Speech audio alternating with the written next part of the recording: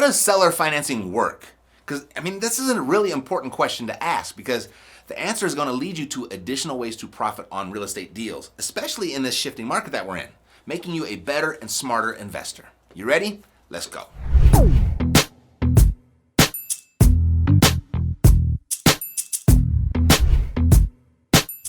All right, by the time we're done, you'll know everything you need to know about buying real estate using seller financing. And then at the end, I'll give you my own seller finance document that I and my students use to buy these seller finance deals. All right, so traditionally, a seller and a buyer will negotiate the sale of a piece of property.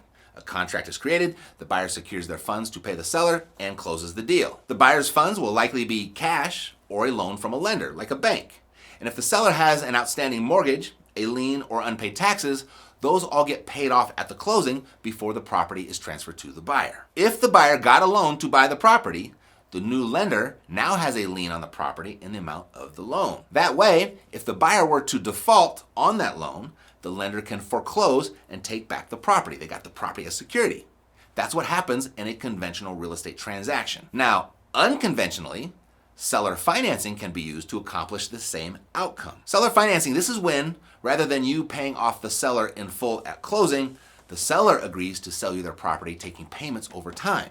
In essence, the seller is being the lender for you on his or her own property. Now, most of the time, this is a much simpler and cheaper process for both the buyer and the seller.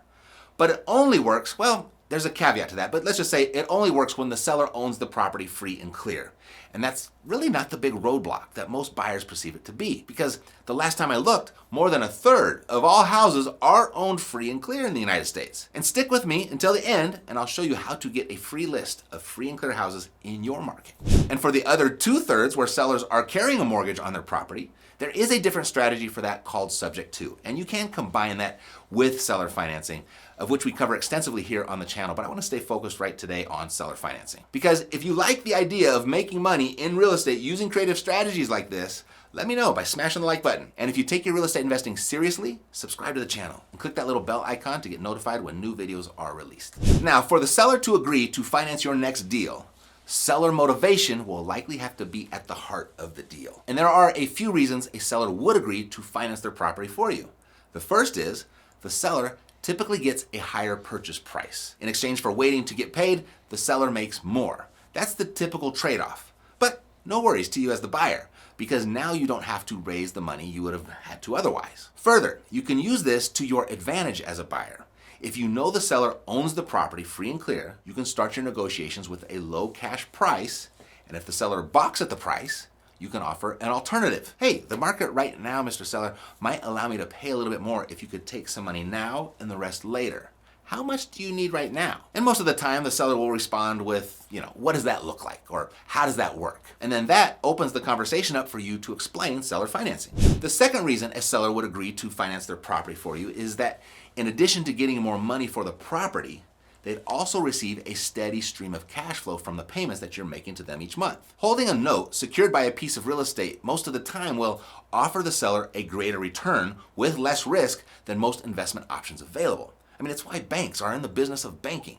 There's high rewards with low risk. Now, when negotiating your seller finance deal, there are 3 primary terms to agree upon for this to work. There are others, and I'll give you a copy of my seller finance contract in a minute, but let's cover the 3 big ones first, and I'll do this quickly. The first one is the down payment. Ideally, you'll want to put down as little as possible, and it is possible to put down 0. It all depends on the seller's motivation to sell, but sellers will want something down most of the time, and that amount will land somewhere between 5 and 20% of the purchase price. The second is the interest rate. If you plan on flipping the property, the interest rate, though, it's not as big of a deal as it would be if your intentions were to hold the property long term. In either scenario, though, the lower the interest rate, the better. Oftentimes, I can get a 0% interest rate from the seller.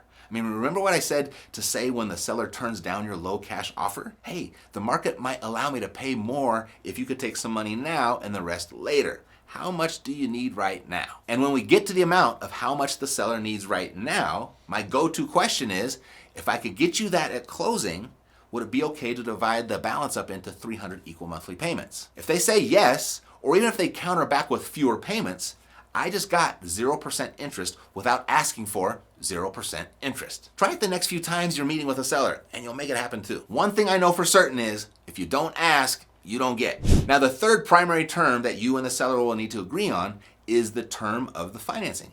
When will the seller be paid off? Traditional mortgages are amortized over 30 years, but few sellers are willing to wait that long. So I'll incorporate an instrument called a balloon payment, of which accelerates the maturity date of the loan. The monthly payments that you make to the seller will be the same as if it were a traditional 30-year loan, but the balance will be due to the seller via the balloon payment sooner. And that could be 12 months, it could be 3, 5, 10, or 15 years, whatever you and the seller agree to. Even with a 1-year balloon, that could be enough for you to get control of a great property and then give you the time to either fix it up and sell it, or the time to find more permanent financing and hold it. Now, once you and the seller agree to the price, down payment, interest rate, and terms, spell it out in the terms section of your purchase agreement. I mean, from here, you could hire an attorney to put the paperwork together, but it's not necessary. My closing agent, they do it from me, and I just give her my seller finance paperwork to do it. And I give her some notes and some instructions, and she takes care of the whole thing.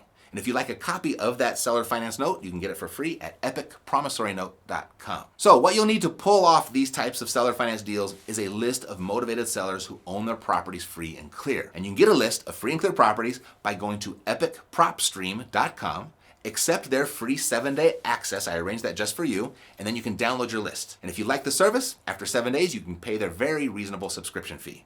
If you want to cancel, cancel. Either way, you got your free list. So what'd you learn? Let me know in the comments below.